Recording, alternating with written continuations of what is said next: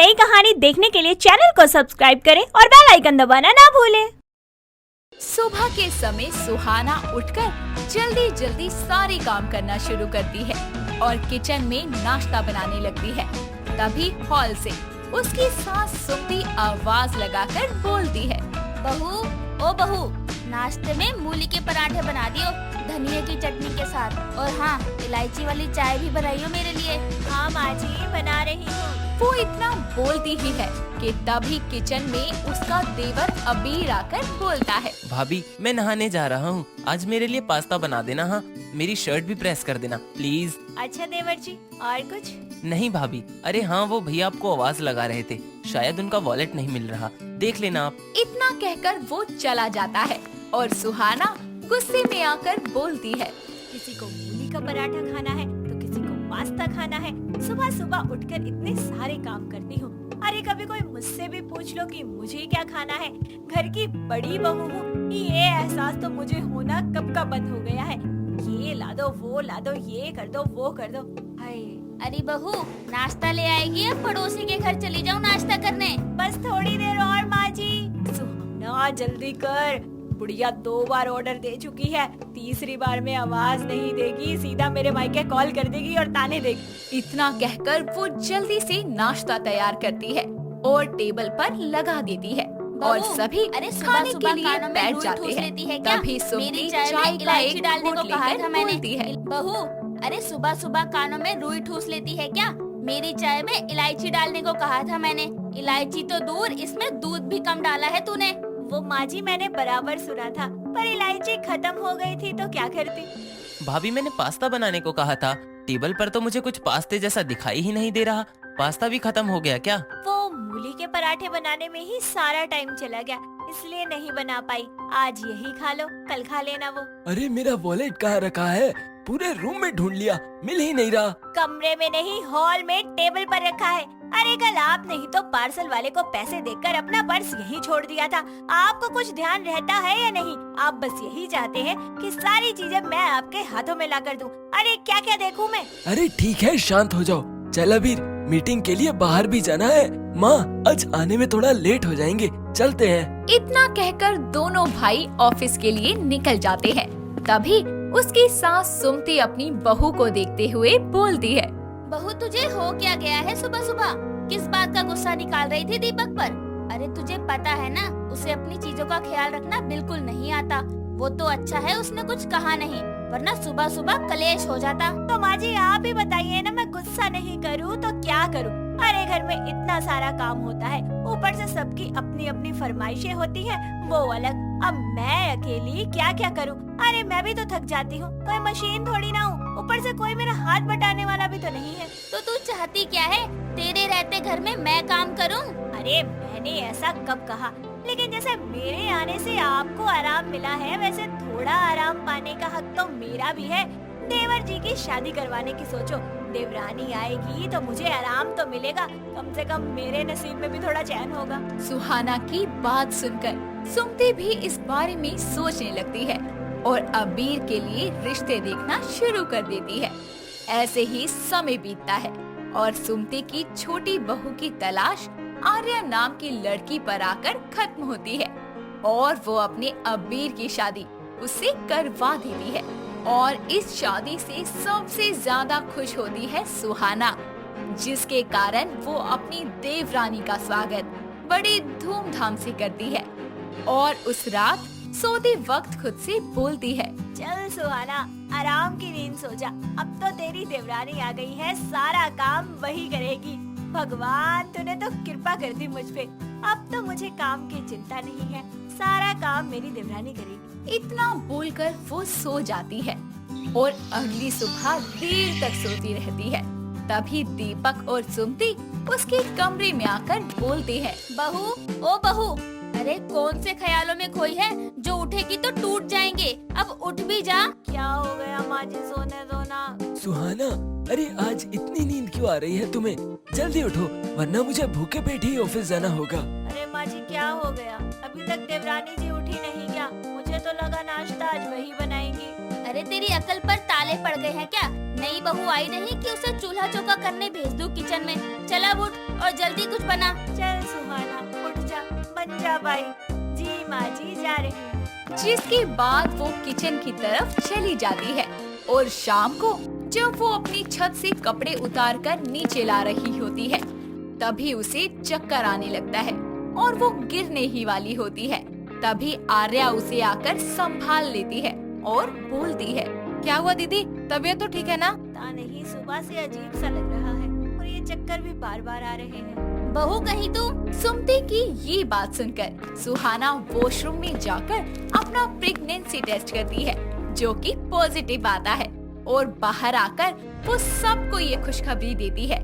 तभी सुमति उसे गले लगा लेती है और देखते ही देखते 5 महीने का समय बीत जाता है। एक दिन जब सुहाना दीपक के साथ रूटीन चेकअप के लिए क्लिनिक जा रही होती है तो उनकी कार का एक्सीडेंट हो जाता है जिसमें सुहाना को बहुत चोट आती है, जिस वजह से उसका मिसकैरेज भी हो जाता है और घर की खुशियों को नजर लग जाती है। कुछ समय बाद जब आर्या अपनी माँ बनने की खुशखबरी सबको सुनाती है तो सुमति बोलती है, हाय छोटी बहू, तुझे किसी की नजर ना लग जाए। ये खुशखबरी देकर तो तूने मेरी सोई हुई आस को जगा दिया। ओ नलायक, अब तू बाप बनने वाला है, थोड़ा जिम्मेदार हो जा। भैया आपके और भाभी के रहते मुझे जिम्मेदार होने की क्या जरूरत? क्यों भाभी? जी देवर जी। सुहाना अब तक अपने साथ हुए हादसे को भुला नहीं पाई थी और आर्या के लिए सबको खुश होता देखकर उसे बर्दाश्त नहीं होता, इसीलिए वो वहाँ से चली जाती है। जिसके बाद से उसकी सास और घर के बाकी लोग आर्या का हर वक्त ख्याल रखने लगते हैं। ऐसे ही एक दिन आर्या अपनी अलमारी साफ कर रही होती है तभी सुहाना और सुमति उसके लिए जूस लेकर आते हैं और सुमति बोलती है, बहू ये सब तो क्या कर रही है? ज्यादा देर खड़े रहना ठीक नहीं है। पर माँ जी, अभी तो बस 2 महीने ही हुए हैं और आर्या ये सब काम कर तो सकती है। बड़ी बहू, मैं तुझसे ज्यादा जानती हूँ, लेकिन सावधानी तो हमें रखनी ही पड़ेगी ना। एक बार अपने घर के वारिस का मुंह देखना चाहती हूँ, इसलिए छोटी बहू जितना आराम करे उतना उसके लिए अच्छा होगा। ठीक है माँ जी, बस थोड़ा सा काम है, अभी हो जाएगा। मैंने कहा ना, छोड़ ये सब और पहले ये जूस पी। बड़ी बहू, जरा इसकी अलमारी में ये कपड़े लगा दे और तू देख क्या रही है, जल्दी से इसे पी। अपनी सास को अपनी गर्भवती देवरानी की इतनी केयर करता देखकर सुहाना को बहुत जलन होती है और वो वहाँ से बिना कुछ बोले ही अपने कमरे में चली जाती है और खुद से बोलती है, हद हो गई, देवरानी जी कुछ तो करती ही नहीं है। अरे सारा काम करने के लिए उनकी नौकरानी, उनकी जेठानी जो बैठी है, उसने सबको खुशखबरी क्या दे दी। सब मेरे दुख को तो जैसे भूल ही गए हैं। लेकिन अगर मैं खुश नहीं हूँ तो मैं अपनी देवरानी को भी खुश नहीं रहने दूंगी। और इस तरह उसमें अपने गर्भवती देवरानी के लिए जलन पैदा होने लगती है, जिसके बाद से वो उससे सीधे मुंह बात तक नहीं किया करती थी।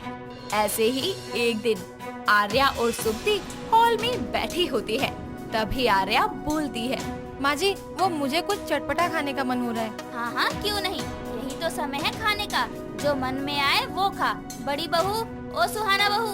हाँ कहिए माँ जी। वो इसका ना कुछ चटपटा खाने का मन कर रहा है, तो तू एक काम कर, चटपटी आलू चाट बना ले आज। क्यों नहीं, ऐसा चटपटा बनाऊंगी ना कि दोबारा खाने का मन ही नहीं करेगा। ठीक है माँ जी, मैं बना देती। इतना कहकर वो किचन में जाती है और आलू चाट बनाते हुए उसमें ढेर सारी लाल मिर्च डालती है और तब तक दीपक और अबीर भी घर आते हैं। फिर सुहाना आलू चाट लेकर आर्या को देते हुए बोलती है, ये लीजिए देवरानी जी, आपकी फरमाइश की चटपटी आलू चाट। क्या बात है, तुम्हारी बड़ी फरमाइश पूरी की जा रही है। मैं भी टेस्ट करता हूँ। इतना सुनते ही सुहाना डर जाती है और उसके कुछ कहने से पहले ही अबीर तीखी चाट को खा लेता है।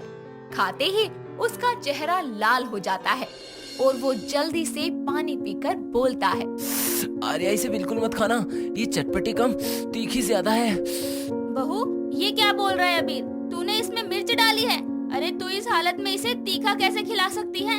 आखिर किस बात की जलन है तुझे? सुहाना, दिमाग ठिकाने पर है या नहीं? ऐसे भी क्या जलन, अगर आर्या ये खा लेती तो सोचा है उसकी तबीयत खराब हो सकती थी। दीदी, आपने ऐसा क्यों किया? मेरा बच्चा आपका भी तो कुछ लगता है ना, फिर आप। क्योंकि जो जो खुशी तुम्हें मिलने वाली है वो मेरी झोली में आते आते रह गई। सबको सिर्फ तुम्हारी पड़ी है, तुम्हारी चिंता है, मेरी किसी को कोई जरूरत ही नहीं है। हाँ, चलती हूँ मैं तुमसे और तुम्हारी इस कोख से भी, और ये सब मैंने जानबूझकर किया। ये सब सुनकर दीपक उस पर हाथ उठाने ही वाला होता है कि तभी आर्या उसे रोककर बोलती है, नहीं भैया, मैं दीदी की हालत समझ सकती हूँ। उनके साथ जो हुआ उसके कारण उन्हें मुझसे जलन होना लाजमी है, पर मुझे उनसे कोई शिकायत नहीं है। मैं तुम्हारी खुशी में खुश नहीं हुई और जलन के मारे तो मैंने तुम्हारी कोख में पल रहे बच्चे को भी नुकसान पहुंचाना चाहा।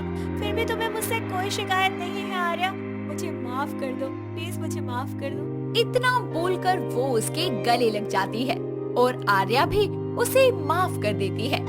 जिसके कुछ समय बाद आर्या को एक बेटी होती है और दोनों देवरानी जेठानी प्यार से रहने लगते हैं। रिया एक बहुत ही प्यारी और समझदार लड़की थी और सबसे ज्यादा खूबसूरत थी उसकी मोटी मोटी आँखें। साथ ही वो अपनी आँखों पर बहुत ही सुंदर मस्कारा लगाया करती थी। वो कभी लेंथिंग मस्कारा, कभी हाई वॉल्यूम मस्कारा, तो कभी कलरफुल मस्कारा लगाया करती थी। उसके परिवार में उसकी माँ सुधा और पापा मुकेश रहते थे। ऐसे ही एक दिन रिया टिप टॉप रेडी होकर गॉगल्स लगाकर सुपरमार्केट मॉल में शॉपिंग करने जाती है। रिया अपने ट्रॉली में सामान डालना शुरू करती है और जैसे ही वो जूस की बोतल उठाती है तभी एक विकी नाम का लड़का उसी बोतल को पकड़ता है और दोनों अपनी अपनी तरफ बोतल को खींचना शुरू कर देते हैं। और तभी रिया बोलती है, हे यू, ये मेरी बोतल है, छोड़ो इसे। ओ हेलो, एक्सक्यूज मी, इसे पहले मैंने देखा था, तुम छोड़ो इसे। मैं क्यों छोड़ू भला? देखो, दिमाग मत खराब करो मेरा, ये मेरी बोतल है, मैंने पहले पकड़ी थी, समझे तुम? हद है मैडम जी, पहले मैंने देखा और उठाया भी मैंने है, ओके? मतलब मानोगे नहीं तुम। रिया जैसे ही अपनी आँखों से गॉगल्स हटाती है, विकी उसकी सुंदर आँखों को बस देखता ही रह जाता है। रिया लगातार बोलती रहती है पर वो उसका कोई जवाब नहीं देता और उसकी आँखों में खोया रहता है। ओए लड़के, पागल वागल हो गए क्या? कुछ कह रही हूँ मैं, सुन भी रहे हो या नहीं? वो मैं कह रहा था कि ये जूस आप ही रख लो, मुझे नहीं चाहिए। क्या? अरे अभी तो तुम इतना बहस रहे थे, एकदम से क्या हो गया? प्लीज मेरे मिसबिहेव के लिए सॉरी, आप यह जूस रख लो। क्या बात है, अच्छा हुआ जो तुमने अपनी गलती मान ली, नहीं तो मैं मैनेजर को बुलाने वाली थी। जी वैसे एक बात कहना चाहता हूँ आपसे। जी कहिए। आप बहुत ही ज्यादा प्रीटी हैं और आपने जिस तरीके से अपनी पलकों पर मस्कारा लगाया है वो तो बहुत ही ज्यादा ब्यूटीफुल है। Thank you. वैसे तुम्हारा नाम क्या है? मेरा नाम विक्की सिंघाल है, बिजनेस के काम से आया हूँ यहाँ। ये लीजिए मेरा कार्ड, कभी एक अच्छे दोस्त की कमी महसूस हो तो बात कर लेना। ऐसे ही कुछ दिन बीत जाते हैं। रिया और विकी आपस में बात करना शुरू कर देते हैं। दोनों कभी कॉल पर तो कभी देर तक चैटिंग किया करते थे। दिन बीतते हैं, दोनों ही एक दूसरे को अपना दिल दे बैठते हैं। ऐसे ही एक शाम विकी अपने दिल की बात बताने के लिए रिया को एक कैंडल लाइट डिनर पर ले जाता है और दोनों वहाँ पर मिलते हैं। रिया आज तुम बहुत प्यारी लग रही हो। Thank you Vicky. वाओ, ये जगह कितनी प्यारी है, बट इतनी स्पेशल जगह पर तो मुझे क्यों लेकर आए हो? क्योंकि तुम इतनी स्पेशल जो हो और आज ना मुझे तुमसे अपने दिल की बात कहनी है। हाँ बोलो ना, क्या है तुम्हारे दिल में? रिया मैं तुमसे बहुत प्यार करता हूँ, मुझे तुमसे लव एट फर्स्ट साइट वाला प्यार हो गया है। हाँ विकी, मैं भी तुमसे बहुत प्यार करती हूँ और तुमसे शादी भी करना चाहती हूँ। दोनों एक दूसरे को प्यार से गले लगा लेते हैं। साथ ही अपने इस रिश्ते के बारे में घर वालों को भी बता देते हैं। कुछ ही दिनों बाद उनके घर वाले दोनों की शादी करवा देते हैं। शादी के बाद रिया एक अच्छी बहू की तरह अपने ससुराल की सारी जिम्मेदारियां अच्छे से संभाल लेती है, पर उसका मस्कारा लगाने का क्रेज कम नहीं होता। वो कभी ग्रीन, कभी ब्लू, तो कभी ग्लिटरी सिल्वर कलर का मस्कारा लगाया करती थी। ये सब देखकर रिया की सास उर्मिला को बहुत ही ज्यादा गुस्सा आता था। ऐसे ही एक दिन, अरे ये जो रोज रोज आँखों पर अलग अलग रंग लगाती है, क्या मजा आता है तुझे ये सब करने में? बंदरिया जैसी शक्ल बनाकर बैठ जाती है रोज। क्या कहा माजी, बंदरिया? आपको मैं किस एंगल से बंदरिया दिखती हूँ? ज्यादा ना चिल्लाकर बात मत कर, बहरी नहीं हूँ मैं। खामखा बस पैसों में आग लगाती रहती है। पैसे में ही लगाई है ना, घर में तो नहीं लगाई। अरे तेरा बस चले तो तू घर में आग लगा दे। वक्त बीतता जाता है और आए दिन रिया और उर्मिला में बहस होती रहती है। ऐसे ही एक दिन रिया मार्केट जाती है। वो सब्जियां खरीद कर घर आ ही रही होती है कि तभी एक ब्यूटी प्रोडक्ट की दुकान पर बाहर ही ब्यूटी प्रोडक्ट्स की सेल लगी होती है। रिया वहां से ढेर सारे सस्ते मस्कारास खरीद लाती है और उनका यूज करना शुरू कर देती है। ऐसे ही एक दिन वो सस्ता मस्कारा लगाकर घर का काम कर रही होती है और उसकी आंखों में बहुत ही ज्यादा जलन होने लगती है, जिसकी वजह से वो अपनी आंखों को मसलना शुरू कर देती है और थोड़े ही समय बाद उसकी आंखें लाल हो जाती हैं। ऐसे ही एक दिन रिया अपनी आंखों पर मस्कारा लगाती है और उसकी आंखों में फिर से बहुत ज्यादा जलन होना शुरू हो जाती है और वो दोनों हाथों से अपनी आंखों को मसलना शुरू कर देती है। वो अपनी आंखों में ठंडे पानी के छींटे मारती है पर उससे भी कोई फर्क नहीं पड़ता और धीरे धीरे उसे सब कुछ धुंधला दिखने लगता है। वो चिल्लाती हुई अपनी सास को आवाज लगाती है, माजी, माजी मुझे कुछ दिख नहीं रहा। मेरी आंखों के आगे अंधेरा छा रहा है। माजी, माजी प्लीज जल्दी आइए, मुझे डॉक्टर के पास ले चलिए। ये क्या हो रहा है? मुझे कुछ दिखाई नहीं दे रहा। उर्मिला जल्दी से अपनी बहू को हॉस्पिटल ले जाती है, जहां डॉक्टर रिया के बहुत सारे आई टेस्ट करते हैं। जैसे ही विकी को भी इस बारे में पता चलता है, वो जल्दी से हॉस्पिटल आ जाता है और डॉक्टर से बात करता है। डॉक्टर, क्या हुआ मेरी वाइफ को? वो ठीक तो है ना? जी, आपकी वाइफ अब देख नहीं पाएगी। क्या? नहीं डॉक्टर, ऐसा नहीं हो सकता। और यह सब ऐसे अचानक कैसे हो गया? जी, हो सकता है आपकी वाइफ ने एक्सपायरी प्रोडक्ट यूज किए हों, जैसे मस्कारा, काजल वाजल, ये सब ही। और जी हाँ, हमने टेस्ट में देखा है कि उनकी आईज में इन्फेक्शन हो गया है और वो अब ठीक होना मुश्किल है, जिसकी वजह से इनकी आंखें खराब हो गई हैं। कुछ देर बाद रिया होश में आ जाती है तो उसे पता चलता है कि वो अब कभी देख नहीं पाएगी और उसे अपनी गलती पर बहुत ही ज्यादा पछतावा होता है। विक्की, माजी मुझे माफ कर दीजिए, मुझसे बहुत बड़ी गलती हो गई। अपने शौक के चलते मैंने बाजार से सस्ता मस्कारा खरीद लिया, जिससे मेरी आंखों में जलन भी हुई, पर मैंने उसे इग्नोर किया और उसे लगाती रही और अपनी आंखों की रोशनी खो बैठी। मुझे माफ कर दीजिए प्लीज। रिया, तुम रो मत, मैं तुम्हारे पास हमेशा रहूंगा और तुम्हारा साथ भी दूंगा और अब से मैं तुम्हारी आंखें बनूंगा। हाँ बहू, तो चिंता मत कर, हम सब तेरे साथ हैं। इस तरह अपनी आंखों की रोशनी गंवाने के बाद रिया को ये समझ आ जाता है कि अगर कोई हमें कुछ कहता है तो हमारे भले के लिए ही कहता है, इसलिए बड़ों की बातों को मानना चाहिए। विकी और उर्मिला मिलकर रिया का बहुत ख्याल रखते हैं और धीरे धीरे रिया अपनी इस नई जिंदगी में ढलना शुरू कर देती है, जिसके बाद सभी एक साथ मिलकर खुशी खुशी रहना शुरू कर देते हैं। तो दोस्तों, कैसी लगी आपको हमारी ये सस्ते मस्कारा वाली बहू? क्या आपके घर के आसपास भी है कोई ऐसी बहू जो इसी तरीके से सस्ते प्रोडक्ट्स इस्तेमाल करती हो? अगर हाँ, तो उसे ये वीडियो दिखाइए और हमें कमेंट करके बताइए। दोस्तों अगर आपको ये कहानी पसंद आई तो इसे लाइक करें, शेयर करें और कमेंट करके बताएं कि कहानी में आपको सबसे अच्छा क्या लगा।